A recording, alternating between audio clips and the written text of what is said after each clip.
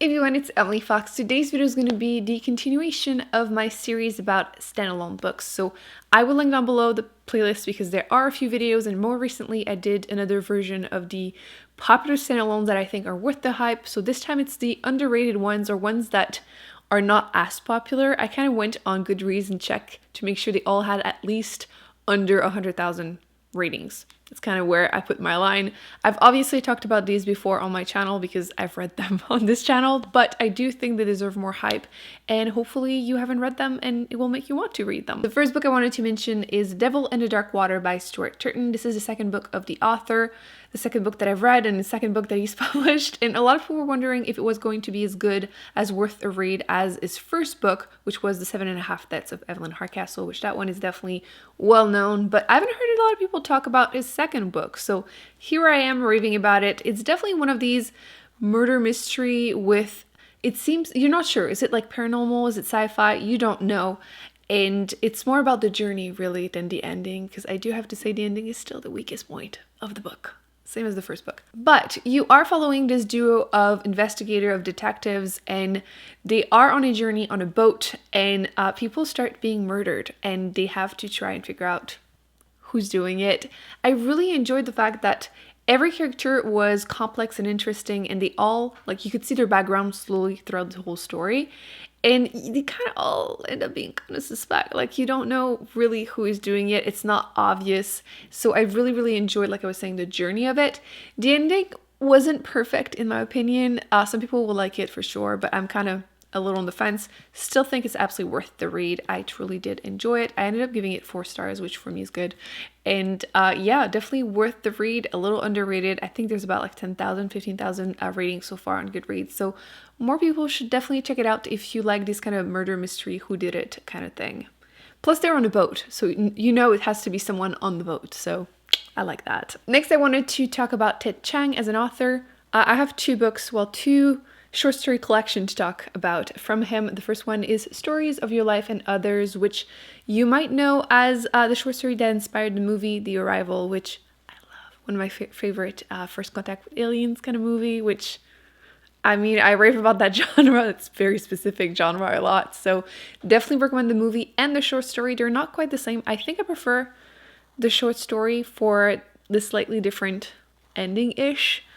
Like, some of the stuff, I'm keeping it vague because I don't want to spoil anything. But it was really nice to see visually, you know, the language of the aliens. So, yes, in general, I would recommend him as an author. I don't feel like he's known as much as he should be. This one is definitely his most known work. It's all kind of like sci-fi fantasy, very unique, very intelligent. I just love every single story, which that never happens, I feel like, in like short story collection. They're all so different and definitely all very, very interesting. Would recommend. And I wanted to mention Exhalation, which is his second short story collection that I've read, which that one gave me vibes of like very sci-fi again, but almost like Black Mirror-ish.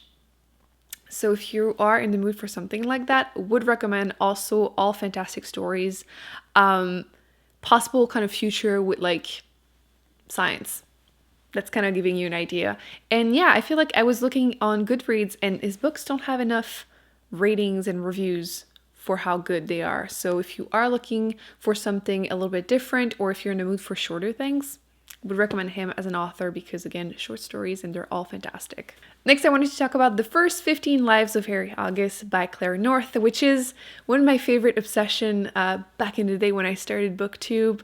I was very into people reliving their day or their lives over and over again, which, I mean, I say back in the day, I'm still totally in if you have any recommendations, but I've read a ton and I'm like seeking as many as I can to do a video on the topic. But this was probably the first one that I've read on Booktube, and very interesting. Definitely deserves more hype. Very specific author. Like, Claire North tends to write sci-fi-ish books that read a little bit like literally fiction. And it's like an interesting combination. In this case, you're following Harry August reliving his life at least 15 times. I feel like the writing really reflects the brain of someone that has relived their lives over and over again. I feel like the timeline is not linear, and at times it gets a little confusing, but I feel like it definitely feels like it's the character becoming a bit confused, like, oh, was it my 7th or 8th life? You know what I mean? So if that's something that you enjoy, I think this would be worth a read. Compared to other books with that similar premise, this one has a few differences. I'm not going to mention the ones that I feel like are kind of spoiler-ish, but I will mention that this one has a little bit more of a like action mystery element to it compared to other ones. But what's great is that the book starts with a little girl showing up to Ariagas as he's about to die for the time, and she tells him that someone is affecting time and trying to change things, and he has to try and stop the person. So kind of giving you an idea. I feel like that would make a great movie too. But yes, definitely something a little bit different, definitely something I would recommend. I feel like it deserves more hype. I've definitely raved about it, but I feel like everyone interested should check it out. Oh, you know how I mentioned Black Mirror with Exhalation? I also wanted to give a shout out to The Test by Sylvain Neuvel. I have a hit and miss relationship with the author, but I do think that The Test is a good short story or novella if you are in the mood for something quick. And again, it has the same possible future-ish possibilities. You're following a dystopian version of our world where people that try to become to immigrate in the UK have to take part into a specific test, and the test isn't quite what you think it is, and it's definitely much darker than I expected it to be. I did overall enjoy it and definitely think that if you were looking to try shorter books, you should check out The Test. I'm realizing a lot of these are kind of dark, but I mean, they're underrated. I do think they deserve more hype. I wanted to talk about More Than This by Patrick Ness. I feel like people know of Patrick Ness on Booktube. I have definitely raved about A Monster Calls, which I think is his most popular work, but this one deserves more hype because it's so interesting and it's fairly chunky. It's about almost 500 pages, but it is a YA book, as most of his books are, and it's kind of a coming of age, but like sci-fi elements, and I have to keep it vague because I feel like if I even say more about the genre, it kind of spoils it, but if anyone is interested, I can let you know in the comment section. But it starts with the main character, a teenage boy, waking up after dying. That's all I'm going to say. Isn't that fun? Doesn't that sound amazing? I feel like that's definitely the kind of like premise that catch my ear. And like, I know this is now on my TBR and I need to read it. So if you're in the mood for a YA kind of interesting genre book, I would definitely check out More Than This by Patrick Ness. I feel like it deserves more hype. I actually did put this in a beginner's guide to sci-fi for people that tend to read more YA contemporaries. So that gives you a little bit of an idea. If you are someone that wants to get into sci-fi and you read a bunch of YA contemporaries, check out More Than This. On the same line, I would recommend We Are the Ants by Sean David Hutchinson. I love his writing. I need to read more by this author. I feel like I've read 2 books by him and I have a few on my TBR, but it's also why I say this one is contemporary, but sci-fi. You're following this teenage boy who is going through a lot. You know, he's just went through some trauma, but you don't really know what, and I don't really want to mention too much. Definitely some trigger warning for suicide. Essentially, he is being abducted by aliens and he has to decide if the planet should survive, you know. He has 144 days, yes, to make up his mind and press the button to save everyone. So he's definitely dealing with a lot. I would also call this kind of a coming of age book. So if you are in the mood, I prefer this one over all the popular ones. You know, like people are raving about Simon versus the Homo sapien agenda, or Dante and Aristotle discovered the secret of the universe. Between the three, in my opinion, this one is so much better and it's the least well-known one.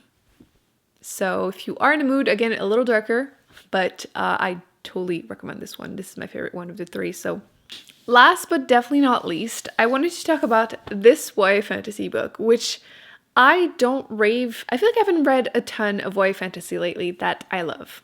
I just don't. But this one made it to my most surprising books of the year that I read it in, because I went into it pretty skeptical, but it was a standalone. And I don't read enough, there aren't enough fantasy that are standalone, so I wanted to give it a shot, and it was actually really good.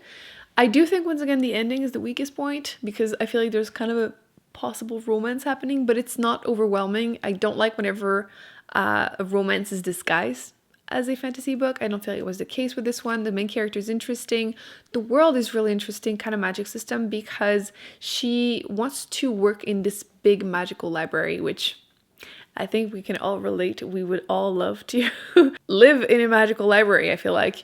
And yes, I do think this was more unique than I expected and just overall more interesting than I thought it was going to be. So if you want to try a new YA fantasy book, I feel like this one is underrated and deserves a lot more love. So these are a couple more standalone books that I think are worth more hype. They're underrated, and I mean, it's one book. It's very low maintenance, you know, you don't have to commit to a full series. So I feel like a lot of us are in that mood right now with the pandemic.